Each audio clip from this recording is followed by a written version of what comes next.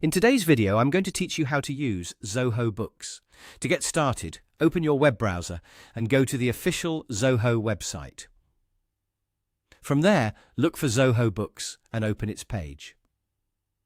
If you do not have an account yet, simply create one first. Follow the sign-up process on screen, enter the required details, and complete the account setup so you can access the platform properly. If you already have an account, you can just sign in and continue. Once you are inside Zoho Books, take a moment to explore the app. This is a helpful first step because it allows you to become familiar with the overall layout before you start using specific features. As you move around the dashboard, you will notice that the platform is designed to help you manage your business finances in one place. The interface includes tools and features that make it easier to stay organized and keep track of important financial activity. Spend some time looking through the available sections so you can understand what each area is used for. Zoho Books is tailored to help you view your income, expenses, and account balances clearly. This makes it easier to monitor your business regularly and stay updated on how your finances are performing.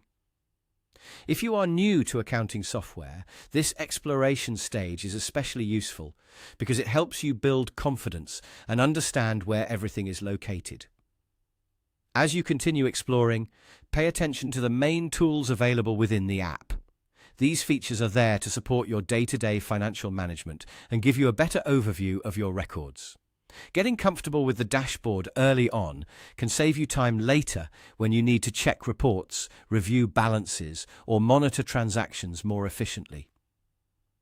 You can also click on the Settings section. This area contains numerous integration options that you may find useful depending on how you run your business.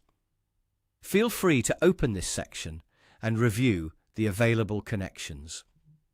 Zoho Books allows you to connect with other tools and services, which can help streamline your workflow and make your financial management process smoother.